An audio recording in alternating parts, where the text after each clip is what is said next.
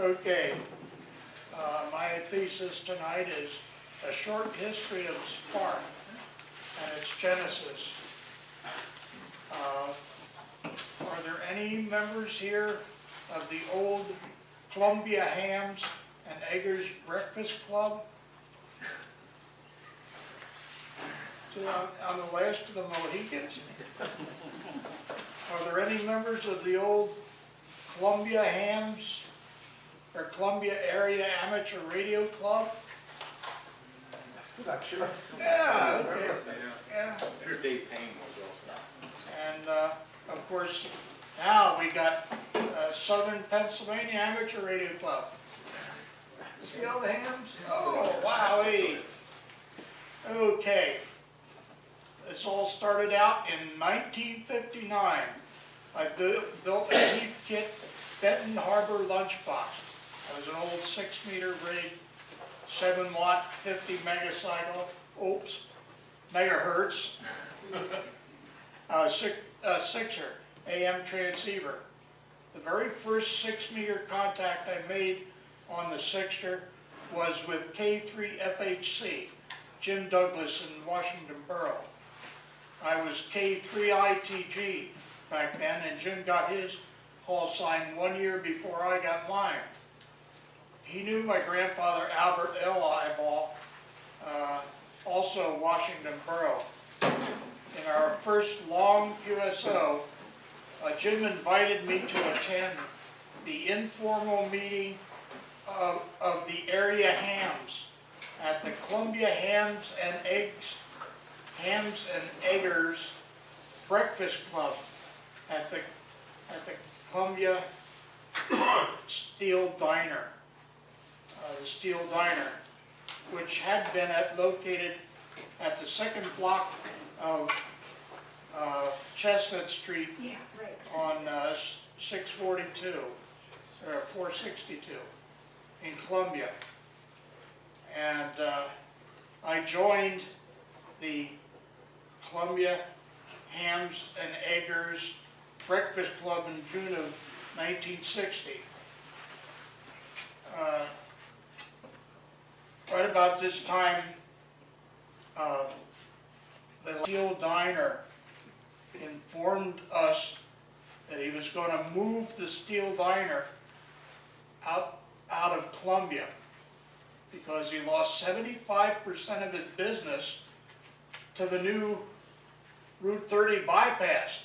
They didn't go through Columbia anymore. And all that traffic through there brought him 75% of his business was off the traffic through Columbia on the old Route 30. So he told one of our members that. Of course, it took about 10 seconds for all the rest of the membership to find out about it. They say, uh-oh, what are we going to do? This may be our last meeting in the Steel Diner. Well, that Steel Diner got replaced by Turkey Hill Minute Market down on 342 Chestnut Street. Anyway, under full disclosure, maybe True Confessions might be a better title on this.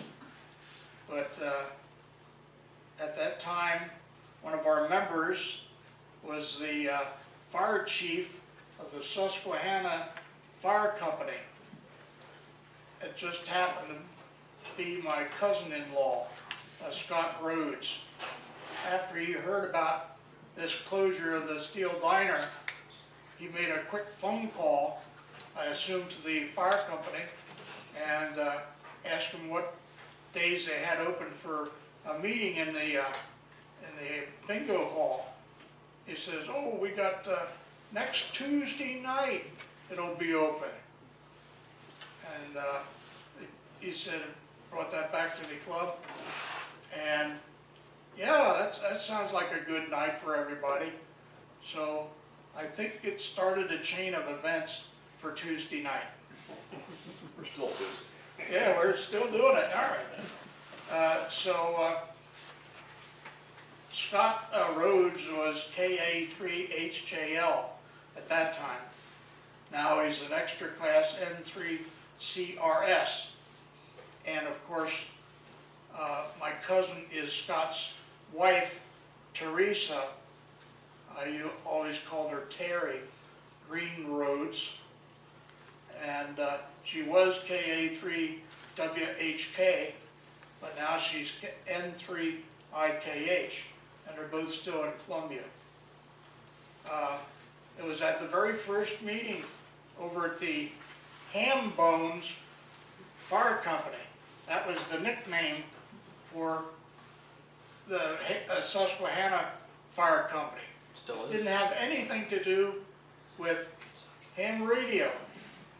It came from the fact that they earned money by putting on ham and bean and potato meals. It was really good stuff, I heard. So the fire company got the nickname the Ham Bones. Bone in German is beans. And Kartoffel is potatoes, I think. So anyway, that's how they got that ham bone nickname. So the very first meeting over there is when we decided to convert the breakfast club into a new name club, the Columbia Area Amateur Radio Club.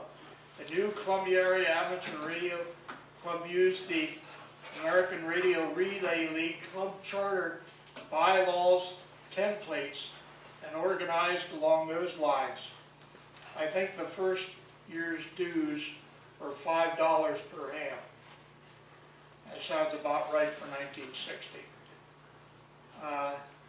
The CAARC, 1960 organizers were K3FHC, K3BKH, who is a silent key right now, and WA3UOE, K3CMD, WA3OUF, KA3HJL, KA3WHK, and K3ITG, and some others whose calls I can't remember.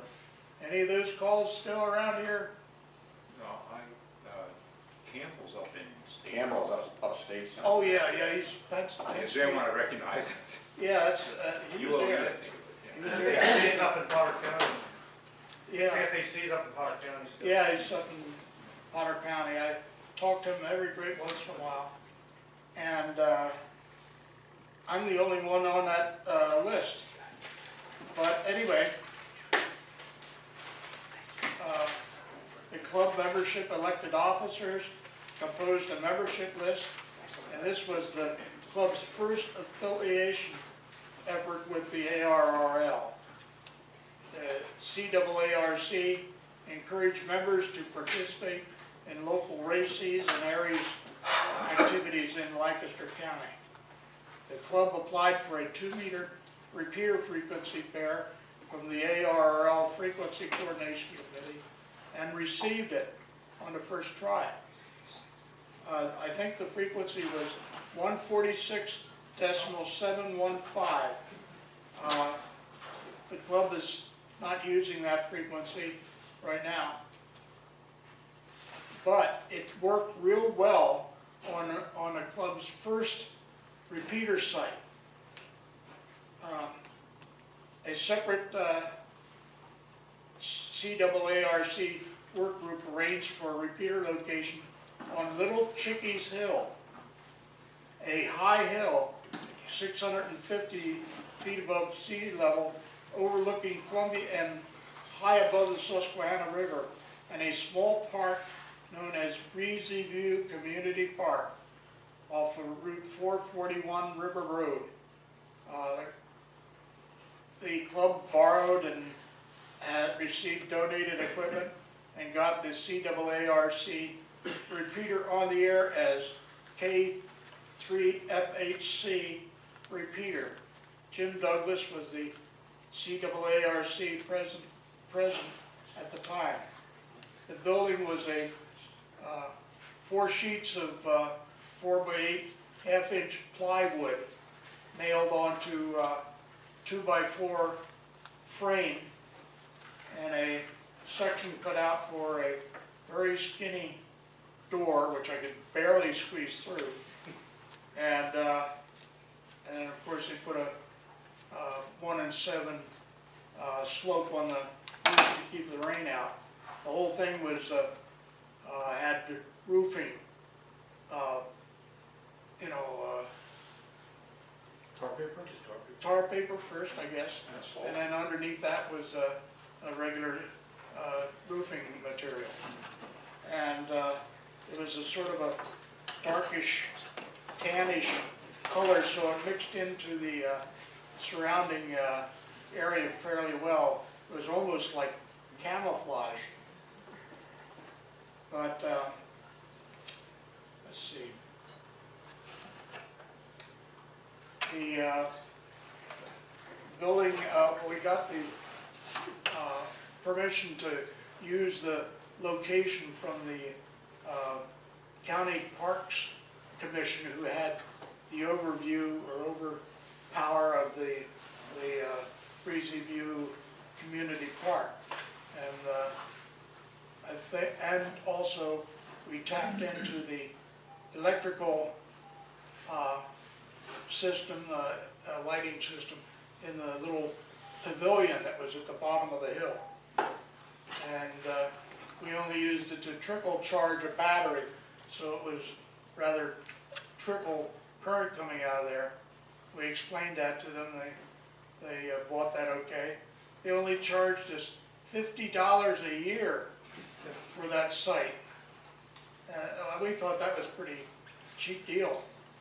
And not cheap deal, but it was quite within our account system. Anyway, the okay, here we go. Any questions so far? Jimmy, whatever happened to the steel diner that got moved out of Columbia? They said it got moved over to York County somewhere. I wondered. On a flatbed across the Well, maybe. old Wrightsville Bridge. Okay.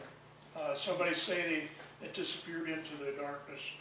And somebody said they saw it over on Route 30 west of York. Okay. But I was over there after that time and I couldn't find it. So maybe, I thought it might have been that one out there on Prospect Road. no, that was their That was there. wild, the one in town was there. Was it? I think it was, yeah. Prospect Diner. Because, yeah, my granddad used to take me over there for breakfast every once in a while. And I was only about 7 years old then. And I think they both coexisted at the same time. Anyway,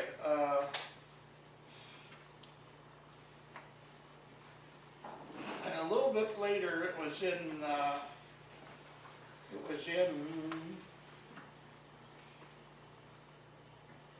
much later, in the 1980s, CAARC got a chance to move to a much better place, a chance to move a better location on the Ironville Fire Company grounds, behind the fire engine base.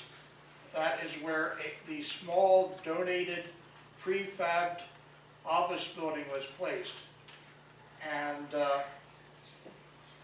this small building was home to the K3 FHC repeater at Ironville grounds.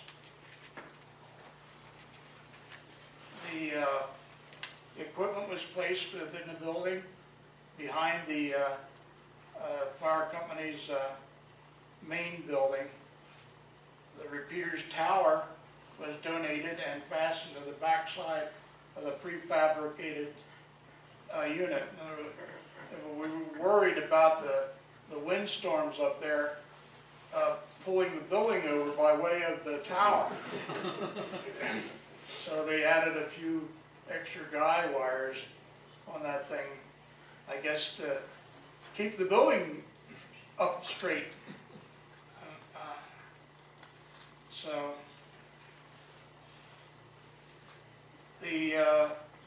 when we had an agreement with the fire company up there, we also included the use of the fire company hall, the bingo hall.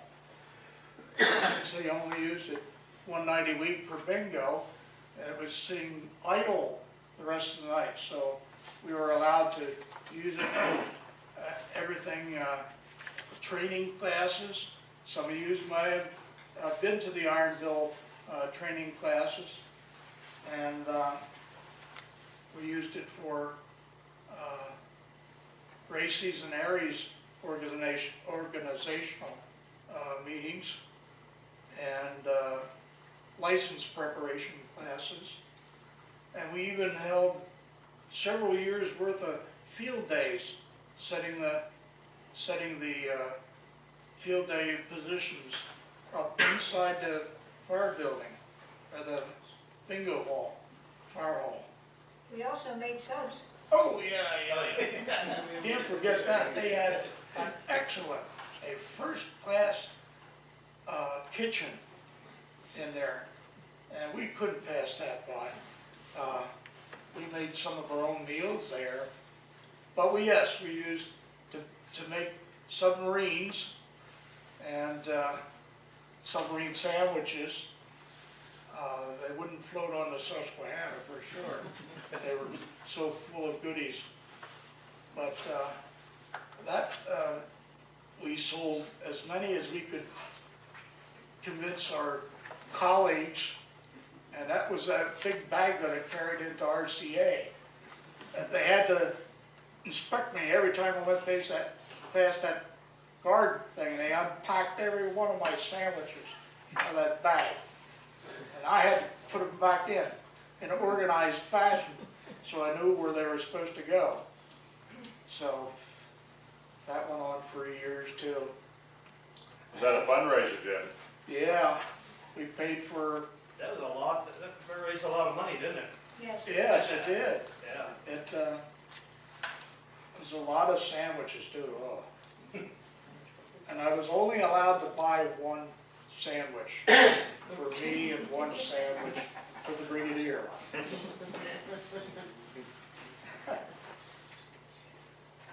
Anyway, let's see. Oh, they got the sandwich deal made enough money to buy the duplexers for the repeater, which we sorely needed. We had a bad case of desensing, so that worked out real good. The club a little bit later decided to change the name because only maybe 10% of the people were actually residents of Columbia.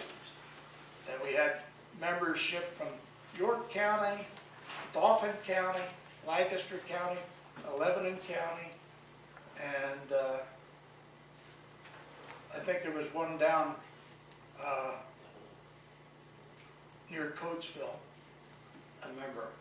Wow. So we were spread out all over the place. And the best description of that was Southern Pennsylvania. So we decided to change the name of the club from Columbia Area Amateur Radio Club to the Southern Pennsylvania Radio Club. What year was that? Had to be sometime in the late 80s. Yeah, it was in the 90s, Jim. I think it's 90. It was in the 90s. 95, 96, somewhere is when 95 or not 96? Couldn't have been. It would have been about 96, Jim, because I moved to California in 96, and that was right around the time when It couldn't been because it was incorporated as Sparc in '92. What? We were at the, it happened while we were at the building there at, Because I have the corporation papers, I didn't bring them along with me. Yeah, okay. Yeah, So what might be right, maybe I did it, yeah. but Hey, Jim, that was when we were at Brunel is when we changed it to the, remember when we used to meet up at that house at Brunel? yeah, the Yeah, community upstairs. room. Yeah, upstairs, that's when Upstairs, that right. lot was, yeah, that was, see, that was in the early 90s. Had to be before '92, because it was incorporated as Sparc in '92. So, That's about when I got my extra, hmm? because that's about when I got my extra, we yeah. have to look at the work. Okay, well, had to be before '92. I got it written down here, in 1992, the Southern Pennsylvania Amateur Radio Club was incorporated as a 501c3 not-for-profit organization, founded in June 1960 as the Columbia Hams and Eggs Breakfast Club, later the CAARC, and finally incorporated March the 27th, 1992 as Sparc Incorporated. The first time donations were finally tax deductible. Before that, all the donations were not tax deductible. And a lot of people donated a lot of equipment that they didn't get credit for. We could have, if we'd been incorporated, we could have given them tax credit for that donated equipment. Anyway, let's see. Well, we were very comfortable up at Ironville. Had a good relationship with the Ironville Fire Company. We even got some members out of that fire company. And they were very active. Even a couple of field day operators really enjoyed field day. And they were converts up at Ironville. So, Hey, Jim, yeah, remember that one field day when you were up there and they had the earthquake out in California? oh yeah. We were having a field day exercise, and all of a sudden it sounded different on the air. There was a huge hush came over the air, and I couldn't figure out. I banged on my radio to make sure it was still You're an RCA. running, and I couldn't figure out why did all the signals disappear. And then some big high-powered job come on from California, said, we just had a 7-level earthquake hit out here. And you'll excuse us, gentlemen, while we jump into our races mode.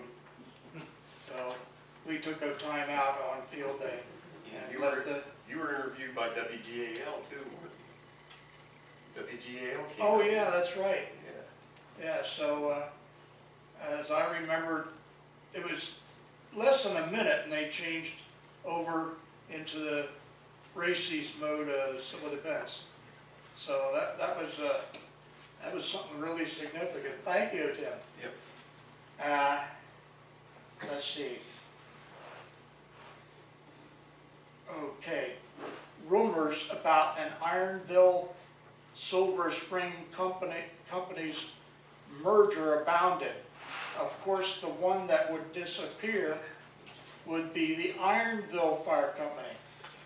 The fire hall, all the buildings and structures would be demolished. So we really scrambled at that time. The first building to go was the beautiful fire hall and kitchen. I mean, they smashed everything. That was terrible.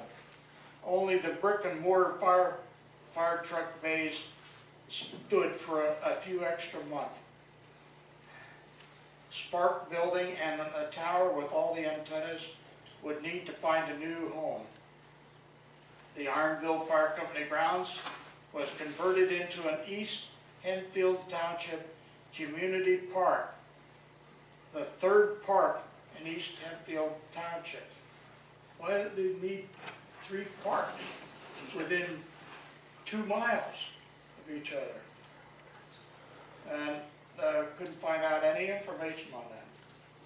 It's top secret. Sparc was lucky enough to find an old microwave tower and building on an acre of land on a high location in Ratho Township. The club bought the property and moved all things Sparc to the new location in 2003. Okay. That's done. Okay. The club's activities were not limited to ham radio station K3IR's location. There have been many club field trips. One most notable trip was the Sparc visitation to Frisbee's Marconi Museum. Even though I didn't attend it, I enjoyed looking at the photographs, and I built a little photo review program to show that off, and it's also still available on my server, and the URL for that might appear in one of my publications soon, I hope. The most valuable innovation at the K3IR radio site. The Brigadier forbade me to do my monologue about a fiberglass outhouse without the aid of moonlight. So I'll skip that whole thing there. As of November 2010, Sparc has a solar-powered potty fiberglass outhouse at the club site. Harry, WA3FFK, brought a donated solar-powered lighting unit all the way from Harry's, that should be daughter on the next page. Daughter's location in Iowa. 925 miles. Wow. Oh, Jim, you ever watch photographs of where that fiberglass thing came from? I got some pictures of the landscape. I went along when we picked that out. Ted was there taking pictures. I said, Ted, put the camera away. They're going to think we're from DEP and, kick us off. Jimmy John's go to die. That was, along Lilac Lanes. Yes, it was. Well, the full story, including photos, are in Harry's November 2010 President's Message in a club's newsletter, the QRZ, found on the website, can be located via the website. What does Sparc K3IR offer to its members? Sparc Incorporated has a very liberal membership usage policy of the club's Ratho Township location. A paid-up member in good standing and a club key holder may access club property and operations facility for the purpose of individual radio operations. The individual is obligated to operate under the FCC rules and conform to the modes, power, and frequency allocation assigned to his or her own license class. Since it is an individual activity and not the club's organized activity, the individual's call sign must be used. And there's an article about that in the the newsletter archive. And of course, the main usage, the main machine that gets used is the 2-meter machine, 145.230 megahertz. And it has, we have a new 70 centimeter repeater at 449.975 megahertz. And down here, we also have a packet BBS K3IR-1, and that is, let's see, I had it down here. Oh, that's 145.030 megahertz, and the speed is 1200 baud. And they have a KA node, a K3IR-3, 145.030, also at 1200 baud. So that's about the end of my report, the history of how the club got where it is, from the very humble beginnings of a breakfast club to the fast-growing organization it is now. Thank you very much for listening.